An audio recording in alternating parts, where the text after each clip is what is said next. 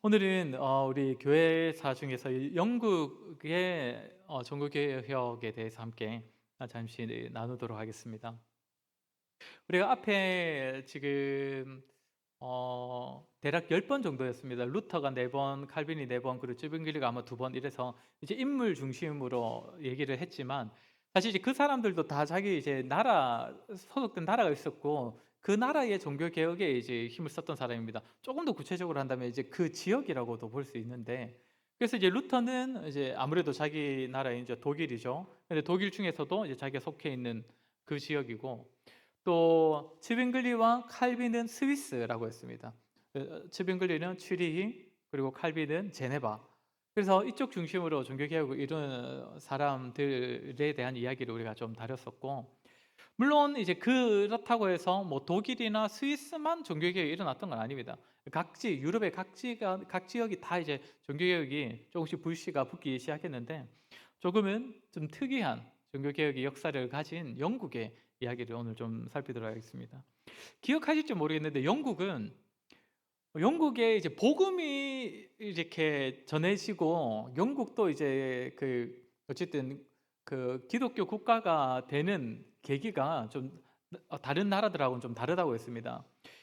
어, 대부분의 그 유럽 민족들은, 그러니까 원래는 이제 민족이었다가 다 그 게르만족이잖아요. 그 민족이었다가 이제 나라가 되는데, 그 사람들이 대부분은 다 로마 천주교, 그러니까 그때는 그냥 기독교죠. 이제 로마 기독교의 영향을 다 받습니다. 그러니까 로마 땅을 그 사람들이 흡수를 했는데, 오히려 종교적으로는 로마에게, 그러니까 기독교에 흡수를 당하는 그런 식이었죠. 근데 이제 영국은 사실 로마 기독교가 이제 시작점이 아닙니다. 근데 전에도 말씀드렸는데 그 영국은 어떻게 시작됐는지는 모릅니다.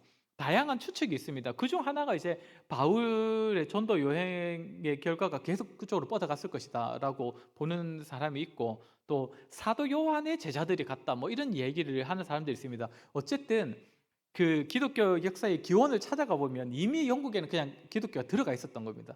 그러니까 종교개혁 시대 이전부터, 그러니까 그 로마 천주 교회를 통하여서 기독교가 들어가기 이전부터. 그런데 이제 잉글랜드에서 이제 그 아시다시피 영국은 이제 섬나라로 되어 있지 않습니까? 각 섬나라가 있는데, 이제 이 잉글랜드에서 패트릭 선교사가 옛날에 전쟁 중에 아일랜드 포로로 잡혀갔던 때를 기억 떠올리면서 다시 고국으로 돌아왔다가 아일랜드를 위해서 기도하다가 아일랜드로 이제 복음을 전하러 갔었지요. 그러다가 이제 아일랜드에 가서 아일랜드를 이제 그 복음이 이제 시작됐는데, 패트릭 선교사의 제자의 제자라고 볼 수 있는 이제 이 콜룸바 선교사가 이제 아일랜드에서 스코틀랜드로 복음을 전했다라고 했습니다. 그래서 이제 스코틀랜드에 이제 막 그 수도원도 세워지고 이렇게 복음이 전파되는데, 이제 그 수도원에서 나온 이 아이단이라는 수도원 선교사가 다시 이제 잉글랜드 북쪽으로 복음을 전하게 되는, 어떻게 보면 영국은 영국에서 시작돼서, 물론 그 시작점이 더 있겠지만 시작되어서 이렇게 영국 안에서 계속 그 섬에서 섬으로 복음을 전했다라고 했습니다. 이렇게 해서 이제 잉글랜드 북쪽 지역에 복음이 들어왔을 때, 잉글랜드 남쪽 지역에 그 로마 천주교의 선교사들이 처음으로 들어와서, 잉글랜드에서는 같은 기독교인데, 알고 보면 같은 기독교인데 그 안에서 이제 서로 부딪히는 그런 경험도 있었다라고 말씀을 드렸습니다. 왜냐하면 영국 본토에서 시작된 기독교, 그리고 로마 교회에서 이제 파송한 선교사들이 전하는 복음. 이러다가 이제 나중에는 아무래도 전통성은 그래도 로마 쪽에 있지 않겠냐 해서 이제 영국도 로마 기독교로 이제 다 이렇게 소속이 되게 됩니다. 자, 어쨌든 이게 이제 그 영국의 이제 복음화의 좀 특이점이었는데, 영국의 종교 개혁도 좀 특이점을 가집니다. 어, 이전에 종교개혁의 신학을 주장했던 사람들, 종교개혁 전 좀 시대를 전에 복음을 전했던 그 바른 복음을 전했던 사람들이 있었다라고 했는데, 그중 대표적인 한 사람이 존 위클리프라고 했습니다. 이 사람이 이제 영국 사람이었습니다. 예전에 한번 소개를 해드렸었거든요. 이제 이 사람은, 그러니까 루터가 1483년생이면서 1519년에 그 95개조 반박문을 붙였지 않습니까? 근데 이제 이 사람은 1300년대 사람이거든요. 그러니까 루터보다 대략 200년이 빠른 사람입니다. 그러니까 그 전에도 이미 루터와 거의 다를 바 없는, 현재의 천주교의 그 로마 카톨릭의 잘못된 기독교를 비판하고, 그리고 또 무엇보다 성경을 번역해서 일반 사람들이 성경을 읽게 하는 일에 앞섰던 일을 했던 사람이 있었습니다. 이제 위클리프가 그 일을 했었죠. 예전에 보았던 겁니다. 그래서 이제 위클리프처럼 그 로마 기독교는 평신도들은 성경을 못 읽게 하지 않습니까? 성경을 소유도 하지 못하게 하는데 저 사람은 성경을 번역해서 평민들도 다 성경을 읽도록 막 했기 때문에 개인적으로 성경 읽는 사람들을 비아냥거리면서 롤라드인이라고 놀렸다고 했죠. 중얼거리는 사람들. 그러니까 위클리프는 각자가 다 성경을 읽어야 된다. 그래서 그를 따르는 사람들이 다 개인적으로 성경을 읽고 묵상하는데 이제 그 로마 카톨릭은 이제 비아냥거리면서 롤라드인이라고 이렇게 놀리기도 했다라고 했었습니다. 자, 이렇게 보면 이제 위클리프가 이제 그 루터보다 200년이나 앞서서 개혁 신학을 전했던 것인데 사실 영국은 이 사람의 영향을 별로 받지는 못했습니다. 그래서 종교 개혁이 이 사람을 통해서는 이루어진 게 거의 없었다는 것이죠. 그러다가 이제 시대가 이제 200년 가량 흘러서 이제 루터가 활동하던 그 시대쯤에 영국의 왕이 당시에 헨리 8세였습니다. 이 사람은 제가 전에도 한번 근데 이 이야기를 그 웨스트민스터 신앙고백서 하다가 이 내용을 한번 다뤘었습니다. 기억이 나실 수도 있습니다. 좀 희한한 이야기이긴 하죠. 이 사람은 원래 이제 천주교 신자입니다. 그러니까 이제 정확하게 그 로마 카톨릭을 따르는 사람이죠. 로마 카톨릭을 지지하는 사람인데 그래서 당시에 루터가 이제 종교개혁의 불씨를 일으켜서 영국 쪽으로도 이제 조금씩 영향을 오니까 이 사람이 직접 왕인데도 자기가 글을 씁니다. 그래서 이제 일곱 성례의 옹호라는 책을 만들어내거든요.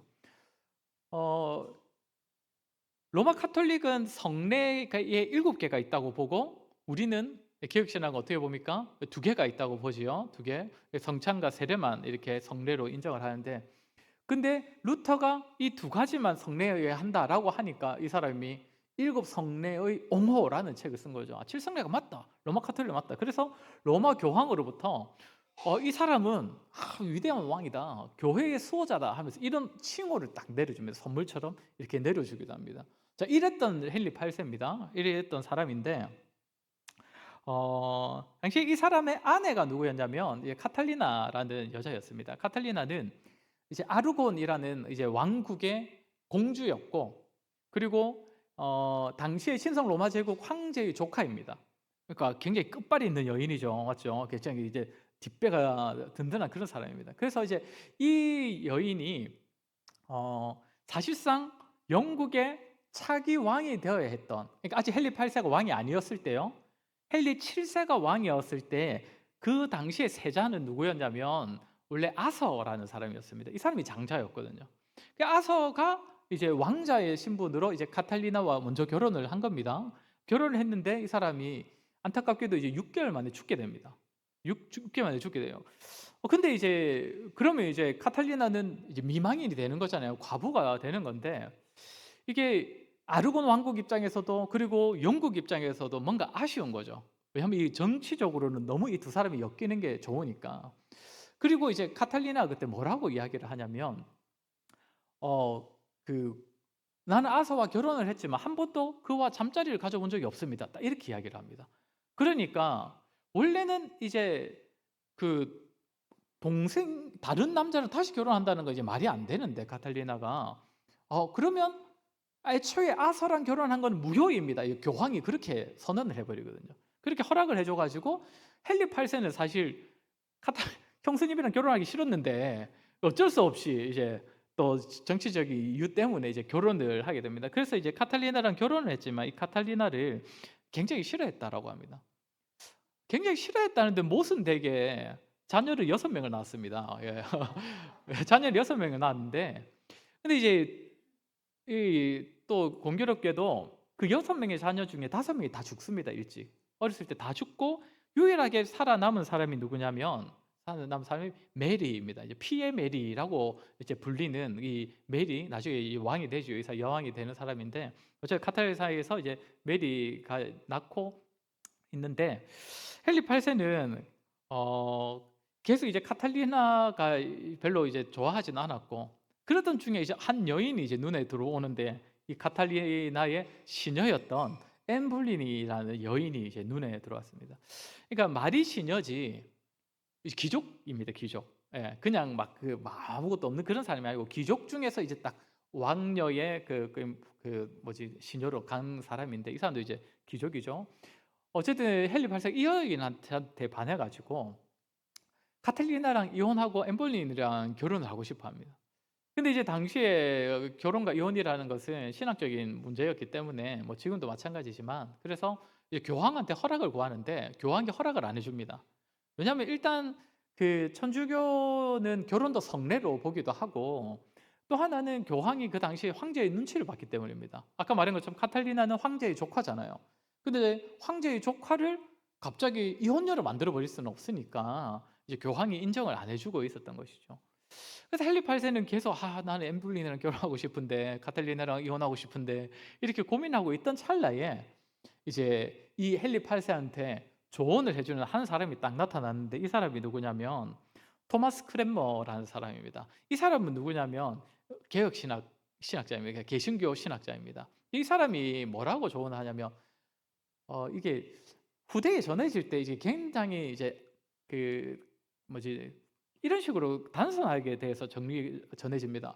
천주교는 이혼하면 안 된다 하지만 개신교는 이혼해도 됩니다. 그러니까 개신교로 가십시오. 이런 식으로 했다 전해지는데 정확하게는 그렇지는 않았습니다. 그렇지는 않고 크랜머가 신학적으로 잘못된 점을 그냥 지적을 합니다. 뭐라고 하냐면 애초에 당신과 카탈리나가 결혼한 것 자체가 신학적으로 잘못된 것이었습니다. 형의 여인이었는데 어찌 당신하고 그렇게 다시 결혼을 할 수가 있습니까? 애초부터 그 결혼을 허락했던 교황이 신학적으로 잘못했던 겁니다. 이렇게 조언을 합니다. 헨리 8세가 그때 자유를 얻었다고 합니다. 예. 이제 그렇게나 이제 헤어질 이제 명분을 얻은 거예요. 그것도 신학적인 명분을 얻은 겁니다. 그래서 헨리 8세가 이제 너무 기뻐하면서 근데 사실 이 토마스 크랜머의 결정을 따른다는 것은 어떤 의미냐면 이제 우리는 로마 카톨릭의 결정을 거부하겠습니다라는 뜻이지 않습니까? 전에도 말씀드린 것처럼 로마 카톨릭은 교황의 결정은 거의 성경하고 같은 권위를 가지거든요. 그런데 교황이 너 형수님이랑 결혼해도 돼라고 했던 그걸 가지고 이제 와서 자녀 6명이나 낳았는데 이제 와가지고 이건 무효였어. 신학적으로 잘못된 거였어. 이렇게 크렘의 의견을 따른다는 거는 이제 우리는 로마 천주교하고 같이 하지 않겠습니다. 이 말이랑 마찬가지거든요. 그래서 어쨌든 토마스 크랜머의 조언을 따라서 딱 이렇게 아까 말한 것처럼 이제 카탈리나랑은 이혼을 하고 이제 엠블린이랑 다시 결혼을 하게 됩니다. 그래서 이제 이 여인과의 사이에서 낳은 사람이 또 우리가 잘 아는 엘리자베스 여왕입니다. 여기서 이제 태어난 게 엘리자베스 여왕. 이 사람도 이제 나중에 메리 뒤에 이제 영국의 왕이 되죠. 그런데 이제 이렇게 되고 나서 이제 헨리 8세가 이제 교황한테 이제 찍혔을 거 아닙니까? 그러니까 로마 카톨릭에서 이제 난리가 나는데 헨리 8세가 어떻게 하냐면 이제 수장령을 선언을 합니다. 수장령은 어떤 것이냐면 이제부터 종교에 관한 모든 사건들은 로마의 교황으로부터가 아니라 왕의 관할과 권위 안에서 최종적으로 논의되고 결정될 것이다. 그러니까 교회의 최고 수장은 누구라는 겁니까? 이전까지는 교황이었는데 우리 영국은 이제 영국의 교회의 최고의 수장은 교황이 아니라 왕이다라고 이렇게 딱 선언을 한 겁니다. 이게 이제 수장령입니다. 이래서 이제 영국은 어떻게 되는 겁니까? 이제 개신교, 개혁, 종교 개혁이 이제 시작이 되는 겁니다. 어떻게 보면 이 사람 때문에. 근데 이제 사실 수장령 자체가 좋은 건 아닙니다. 우리가 교회의 역사를 통해서 계속 보았던 것처럼 교회 역사 가운데 교회에서 가장 문제가 되었던 것 중에 하나가 무엇이냐면 교회와 국가의 권력 다툼이었거든요. 힘 다툼.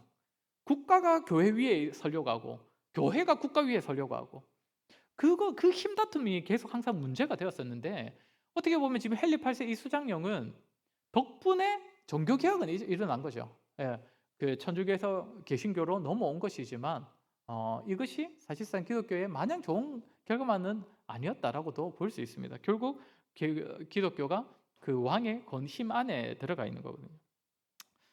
그리고 이제 엠블린하고 얘 사이에서 아까 그 엘리자베스가 태어났다 했었죠. 근데 이제 이 헨리 8세가 어쨌든 신앙으로 종교 개혁을 이룬 사람은 아니라는 게 너무나 또 여실히 드러나는 게 이 엠블린이랑 이 여인이 아들을 못 낳으니까 사실 카탈리나도 아들을 못 낳아서 좀 미움을 받았던 부분도 있거든요. 아들을 낳았지만 죽어버리고 그래서. 근데 엠블린도 엘리자베스 말고는 자녀를 낳지 못합니다. 그래서 이것 때문인지 뭐 다른 것 때문인지 모르겠는데 엠블린을 사형을 시킵니다.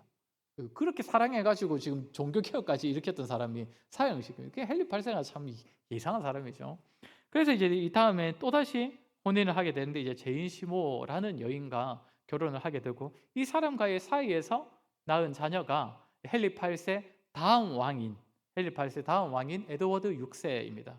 이 사진을 봐도 딱 봐도 좀 어려 보이죠. 예. 왜냐하면 에드워드 6세는 9살에 왕에 오르고 헨리 8세가 워낙 이 여자 저 여자 만나다 보니까 아들 늦게 얻었잖아요. 늦게 얻어가지고 지금 늦게 얻었는데 이제 헨리 8세가 죽고 나니까 그때 9살밖에 안 됐었고 그리고 6년간 통치를 하다가 이제 죽게 됩니다. 일찍 죽게 됩니다. 근데 이제 이 헨리 8세가 미리 에드워드 6세 때문인지 나라에 섭정회의라는 회의체를 하나 만들어 놓습니다. 이 섭정이 뭡니까? 섭정이 이제 왕이 아직 뭐 어리거나 조금 능력이 안 됐을 때 대신 다스리는 거잖아요. 통치하는 거잖아요. 그 섭정회의를 딱 갖춰 놓는데 그래서 에드워드 6세가 굉장히 똑똑했다고는 하지만 에드워드 6세가 왕인 6년 동안에는 계속 섭정회의가 나라를 통치를 했답니다. 근데 이 섭정회의의 핵심 인물이 누구였냐면 아까 말했던 그 토마스 그랜머였던 것이죠. 이 토마스 그랜머가 개신교 신학을 전문으로 한 이 사람이 그 섭정회의의 핵심 인물이었던 거예요. 그래서 에드워드 6세가 다스리는 통치하는 그 6년 동안 영국이 이제 본격적으로 헨리 8세는 그냥 개신교를 열어준 것이고 이제 토마스 크랜머가 섭정회의를 통하여서 나라를 개혁하기 시작합니다. 그래서 먼저는 성찬시 분병과 분장을 함께 시행한다. 전에도 말씀드렸지만 그 로마 카톨릭은 성찬을 화채설을 주장한다 했죠. 화채설은 뭐라 했습니까? 떡과 포도주가 아예 예수님과 살과 피로 변한다라고. 그래서 떡이야 흐른 거를 주워 먹으면 되지만 포도주는 이제 흐르면 다시 주워 담을 수가 없잖아요. 그러니까 자기들이 신학을 유지할 수가 없는 거죠, 사실상. 그렇기 때문에 분자는 잘 안 했습니다, 성찬식 때. 떡만 주거나 떡을 포도주에 적셔서 입에 넣어주는 식으로 이렇게 했는데 그러다가 이제 토마스 크랜머는 그걸 개혁한 거죠. 분병과 분자는 다 해야 된다. 이게 예수님의 명령이다. 그리고 제사로서의 미사를 폐지했다라고 합니다. 전에도 말씀드린 것처럼 구약의 제사가 신약의 예배로 이어진 건 맞지만 신약의 예배를 두고 구약의 제사처럼 생각하면 안 된다고 했습니다. 왜냐하면 우리의 제사는 예수님의 희생 제사로 끝입니다. 지금은 우리가 예배를 드리는 거지 제사를 드리는 게 아니거든요. 근데 로마 천주교는 계속 아직도 제사의 그 의미를 가져가거든요. 자기들 미사에는. 그래서 그것도 잘못됐다고 지적을 하고요. 그리고 성직자의 혼인을 허용합니다. 성직자도 혼인할 수 있다. 그리고 이제 그 사제를 목사로 이제 정식으로 칭하기 시작합니다. 목사, 말씀의 종이라는 의미를 담아서 이제 목사로 이제 그 사역자를 부르기 시작하고 그리고 또 토마스 크레머가 했던 게 공동설교문이었습니다. 공동설교문. 그러니까 중앙에서 작성한 공동설교문을 배포해가지고 각 교회에서 그 설교문대로 설교하게 만들었다라는 것이죠. 근데 이게 보면 뭐 목사 편하게 해주려고 그랬나 이렇게 생각할 수도 있지만 물론 공동설교문 사실 지금도 오거든요. 한 번씩 옵니다. 우리 고신에서도 절기나 뭐 어떤 특별한 내용이 한 번씩 오는. 저는 사실 설교자도 스타일이 있다 보니까 저하고는 안 맞아서 저는 이제 한 번도 그걸 가지고 해본 적은 없는데 어쨌든 공동설교문은 단지 목사를 쉬게 해주는 것이 아니라 사실상 오늘날도 마찬가지지 않습니까? 우리가 같은 고신교단이라고 하더라도 각 교회마다 사역하는 목사가 다 남다르니까 다 다르니까 사실 신학적으로도 조금씩 차이가 벌어질 수도 있거든요.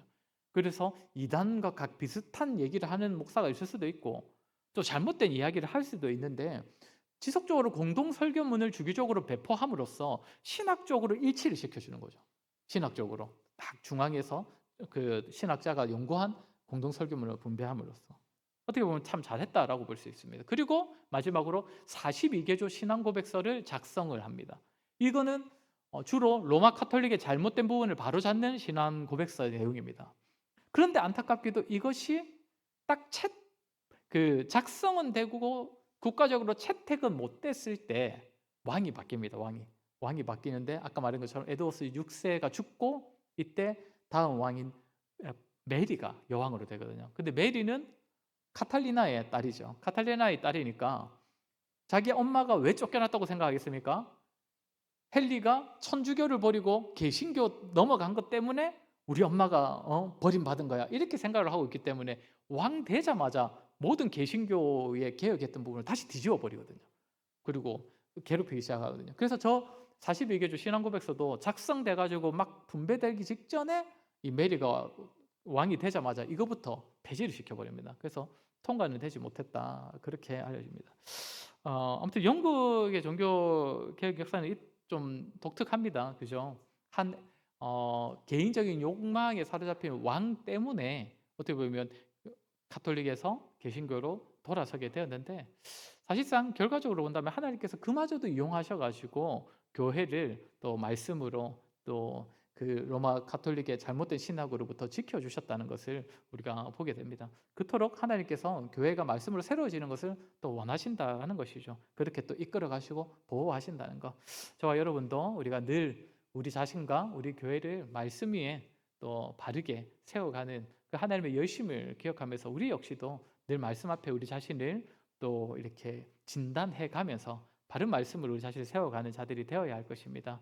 저와 여러분을 통해 우리 자신과 우리 교회가 말씀 위에 더 굳건히 세워지는 은혜가 있기를 간절히 소원합니다.